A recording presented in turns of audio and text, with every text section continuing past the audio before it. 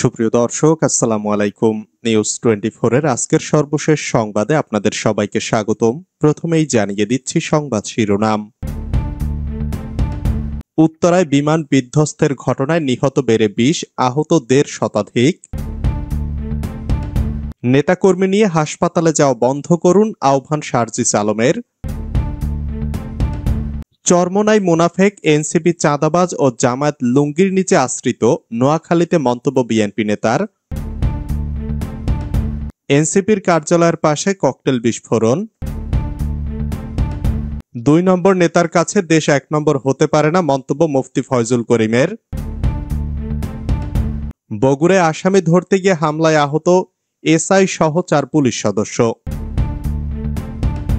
এতক্ষণ শুনছিলেন সংবাদ শিরোনাম। পুরো খবর পেতে ভিডিওটি শেষ পর্যন্ত দেখুন। সর্বশেষ সংবাদ পেতে চ্যানেলটি সাবস্ক্রাইব করুন।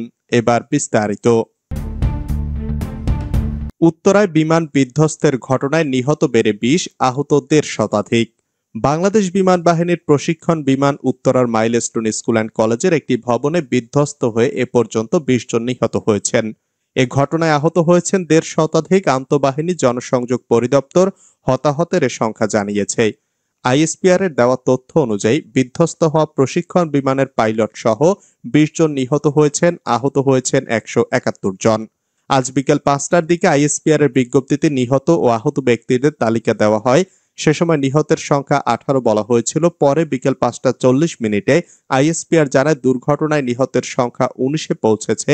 প্রশিক্ষণ বিমানের পাইলটও নিহত হয়েছেন। রাত 8টার আগে আইএসপিআর 20 জন এবং 171 জন আহত হওয়ার তথ্য দিয়েছে।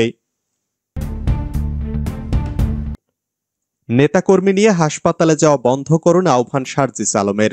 নেতাকর্মী নিয়ে হাসপাতালে দগ্ধদের দেখতে যাওয়া থেকে বিরত থাকার আহ্বান জানিয়েছেন জাতীয় নাগরিক পার্টির মুখ্য সংগঠক শারজিস আলম। সোমবার বিকালে নিজের অফিসিয়াল ফেসবুক পেজে তিনি আহ্বান জানান। শারজিস লেখেন, বিভিন্ন দলের গুরুত্বপূর্ণ রাজনৈতিক ব্যক্তিবর্গ নেতাকর্মীদের নিয়ে হাসপাতালে দগ্ধ আহতদের দেখতে যাওয়া আজকের জন্য দয়া করে বন্ধ করুন। আপনি হয়তো জানেন না, আপনার অজান্তে এই পরিদর্শন কারো মৃত্যুর কারণ হতে পারে, প্লিজ। উল্লেখ্য, রাজধানীর উত্তরায় মাইলস্টোন স্কুল অ্যান্ড কলেজে বিমান বাহিনীর যুদ্ধ বিমান বিধ্বস্তের ঘটনায় নিহত বেড়ে 20 জনে দাঁড়িয়েছে। চরমোনাই মুনাফেক, এনসিপি চাঁদাবাজ ও জামায়াত লুঙ্গির নিচে আশ্রিত, নোয়াখালীতে বিএনপি নেতা। চরমোনাই পীর মুনাফেক, এনসিপি চাঁদাবাজ ও জামায়াত বিএনপির লুঙ্গির নিচে আশ্রিত দল বলে মন্তব্য করেছেন নোয়াখালী বিএনপির আহ্বায়ক মাহবুব আলমগীর আলো। সোমবার বিকালে জেলা শ্রমিক দলের মিছিল শেষে সমাবেশে এ মন্তব্য করেন তিনি। মাহবুব আলমগীর চরমোনাইকে উদ্দেশ্য করে বলেন, বরিশালে মেয়র ইলেকশন করে আপনি বেইজ্জতি আহত হয়েছেন। আপনার লজ্জা লাগে না? আপনি বিএনপির বিরুদ্ধে কথা বলেন, বিএনপিকে চাঁদাবাজ বলেন, তারেক রহমান নিয়ে কথা বলেন। একবার এক এক ডালে আপনি অবস্থান করেন। আপনি মুনাফেক, সবচেয়ে বড় মুনাফেক। আপনি একজন লোভী মানুষ। তিনি চরমোনাইকে উদ্দেশ্য করে বলেন, আপনি এক একবার এক এক দলের সঙ্গে অবস্থান করেন। আপনি একসময় বলেছিলেন বাংলাদেশের সব দলের সঙ্গে যাওয়া যাবে, জামায়াতের সঙ্গে আর যাওয়া যাবে না, অথচ এখন জামায়াতের পক্ষে কথা বলেন। পীরের ব্যবসা বেশি দিন চলবে না বলে তিনি সবুজ পাগড়ি মাথায় দেওয়া লোকদের আর চাঁদা দেবেন না। জামায়াতকে উদ্দেশ্য করে বিএনপির নেতা বলেন, আরেকটা দল দীর্ঘদিন আমাদের কাপড়ের তলে ছিল, এখন আর আমাদের ভালো লাগে না। আপনারা পিআর পদ্ধতিতে ক্ষমতায় যেতে চান। তিনি পিআর পদ্ধতির সমালোচনা করে বলেন, বেশি লাফালাফি করবেন না। ফেব্রুয়ারিতে নির্বাচন হতে হবে। বিএনপি বড় দল, যখন ভোট হবে ভোট গুনেও শেষ করতে পারবেন না, কারণ বাংলাদেশের মানুষ খালেদা জিয়াকে ভালোবাসেন। তিনি বলেন, বিএনপি একটি মধ্যপন্থার দল, এটি একটি আদর্শিক দল, এখানে উগ্রতার স্থান নেই। যারা সন্ত্রাস নৈরাজ্য করে তারা বিএনপি করতে পারে না। মাহবুব আলমগীর আরো বলেন, কিছু কিছু ইসলামী দল আজ নতুন করে বের হয়েছে বিএনপিকে ইসলাম শেখানোর জন্য। তিনি ইসলাম কারো নিজস্ব সম্পত্তি নয় বলে বলেন, এদেশে যারা প্রকৃত মুসলমান তারা জিয়াউর রহমানকে ভালোবাসে। সারা পৃথিবীতে ইসলামকে কিভাবে এগিয়ে নেওয়া যায় সে চেষ্টা করেছেন। বিএনপির চেয়ে সবচেয়ে বড় কেউ ইসলামী মূল্যবোধের দল এদেশে নেই।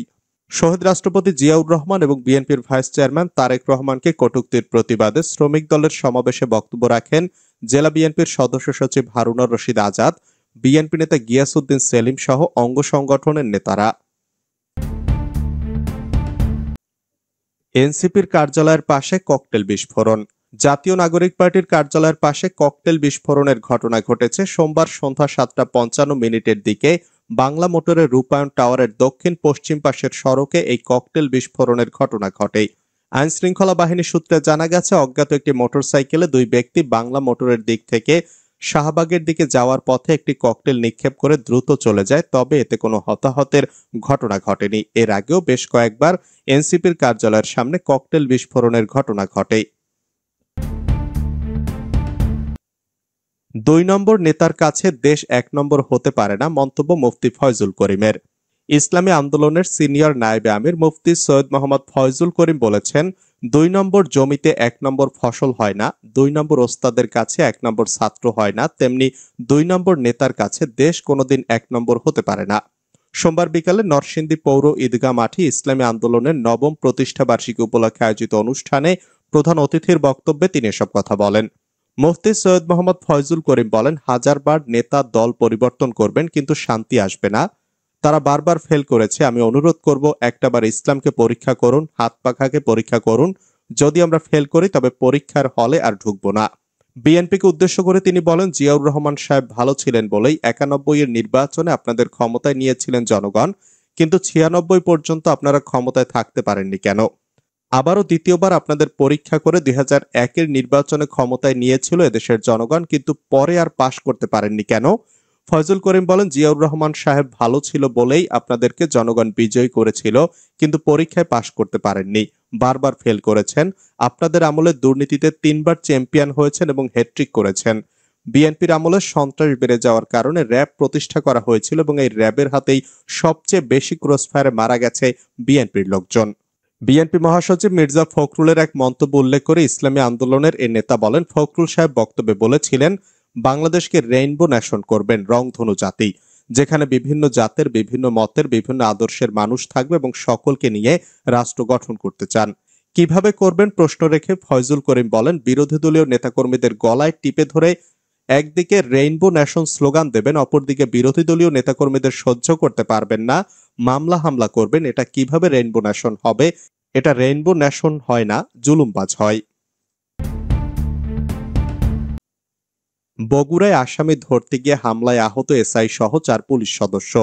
বিস্ফোরক দ্রব্য আইনে দায়ের করা মামলায় এজাহারভুক্ত আসামি ধরতে গিয়ে আসামির পরিবারের লোকজনের হামলায় পুলিশের 4 সদস্য আহত হয়েছেন। পরে ঘটনাস্থলে অতিরিক্ত পুলিশ গিয়ে আহত পুলিশ সদস্যদের উদ্ধার করা হয়। পাশাপাশি অভিযান চালিয়ে হামলার সঙ্গে জড়িত 3 জনকে আটক করা হয়েছে। সোমবার বেলা 2:30টার দিকে বগুড়ার শেরপুরের শাহবন্দিগি ইউনিয়নের শেরুয়া দহপাড়া গ্রামে এ ঘটনা ঘটে। থানা পুলিশ সূত্রে জানা যায়, 2024 সালের 28 সেপ্টেম্বর শেরপুর থানায় দায়ের করা বিস্ফোরক দ্রব্য আইনের একটি মামলায় উপজেলার শাহবন্দিগি ইউনিয়ন আওয়ামী লীগের সভাপতি সিরাজুল ইসলাম এজাহারভুক্ত 107 নম্বর আসামি ছিলেন। থানা পুলিশ তাকে গ্রেপ্তারে সোমবার দুপুরে সিরাজুল ইসলামের বাড়ি ঘেরাও করে। এরপর বাড়ির ভেতরে প্রবেশ করতে গেলে ওই বাড়ির নারী পুরুষ সহ কিছু লোক পুলিশের উপর হামলা করে। এই হামলায় আহত হন শেরপুর থানার উপপরিদর্শক মোহাম্মদ শরাফাত জামান সহ পুলিশ কনস্টেবল সিরাজুল ইসলাম, মোহাম্মদ নূর নবী ও আইনুল হক। তাদের উদ্ধার করে উপজেলা স্বাস্থ্য কমপ্লেক্সে চিকিৎসা দেওয়া হয়েছে।